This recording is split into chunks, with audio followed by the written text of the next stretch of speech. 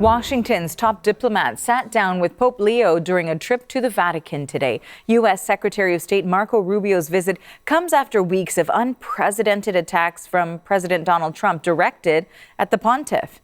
So now Rubio denied the meeting with Leo was intended to mend relations with the Vatican. The American-born Pope has been a critic of the U.S. president, having previously challenged the U.S. war in Iran and Trump's immigration policies.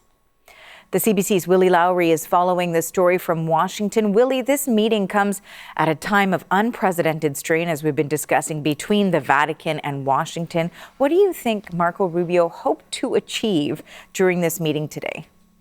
Yeah, Arthi, it absolutely does. And it's hard to see this trip as anything but an attempt to thaw relations. And as you mentioned, Rubio had said that the trip had been on the books for a while and that the timing of it was really just a coincidence, with the fact that, of course, relations between Washington and the Vatican are tense, and that is to put it mildly. But Rubio is, of course, America's top diplomat. He is also a veteran politician and a devout Catholic. And really, there is no question that this was an effort to, at least in part, smooth things over with the American-born Pope. Rubio was in the Vatican for about 2.5 hours today, and in a statement after the meeting, State Department spokesperson Tommy Pigott said, quote, "Secretary of State Marco Rubio met today with His Holiness Pope Leo XIV to discuss the situation in the Middle East and the topics of mutual interest in the Western Hemisphere.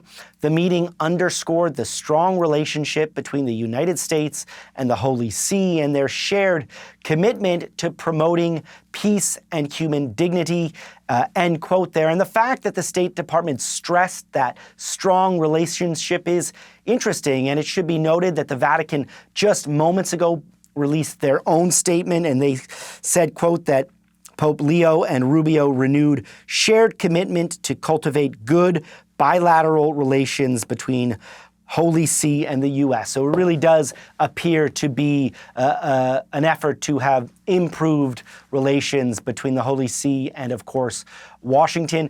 But it should be noted that U.S. President Donald Trump has repeatedly attacked the Pope over the last month for his comments regarding the U.S. war with Iran. Let's take a brief listen to Trump speaking yesterday. As far as the Pope is concerned, and it's very simple. Whether I make him happy or I don't make him happy, Iran cannot have a nuclear weapon. And he seemed to be saying that they can, and I say they cannot. Because if that happened, the entire world would be hostage, and we're not going to let that happen. That's my only message. Pope Leo, for his part, has rebuffed Trump's assertion that he's in favor of Iran possessing nuclear weapons. Let's take a brief listen to the Pope speaking on Tuesday. I always believe that it's much better to enter into dialogue than to look for arms and to support the arms industry, which gains billions and billions of dollars each year, instead of sitting down at the table, solving our problems. Pope Leo has repeatedly urged peace, something that he stressed again in the statement that the Vatican released just a short while ago, and he has said that he will not be intimidated by the U.S. administration. And Willie, who else will Rubio be meeting with during his time in Italy? So he's expected to meet with Italy's Prime Minister, Giorgia Meloni, tomorrow. Like with the Vatican, the relationship right now between Washington and Rome is incredibly strained. We know that Meloni jumped to Pope Leo's defense, which Trump did not appreciate. And the U.S. president has also been frustrated by what he perceives as Italy's lack of support for the U.S. war with Iran. And he's even threatened to withdraw U.S. troops from the country.